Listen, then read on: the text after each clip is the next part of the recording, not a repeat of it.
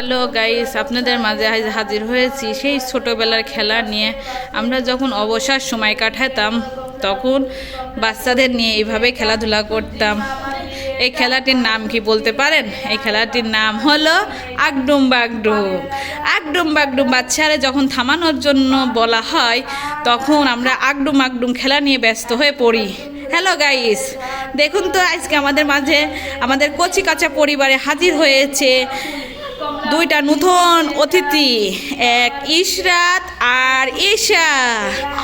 বড় ভাই সবাইকে শান্ত রাখার জন্য এই খেলায় ব্যস্ত রেখেছে।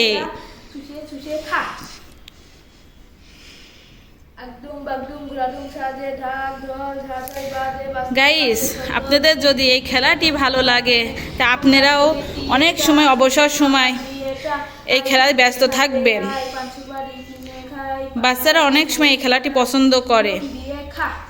আমার বাচ্চারাগুলো তো পছন্দ করে, জানি না আপনাদের বাচ্চারা কেমন করবে।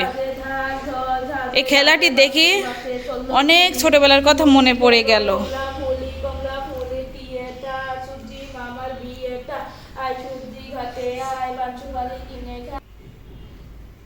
আগডুম বাগডুম ঘোরাডুম সাজে ঢাক ঢোল ঝাঁঝই বাজে বাজতে বাজতে চললো ধুলি ধুলি গেল কমলা ফুলি টিয়েটা সুজি মামার বিয়েটা আই সুজি ঘাটে আয় পাঁচবাড়ি কিনে খাই পানের আগায় মরিচ বাটা।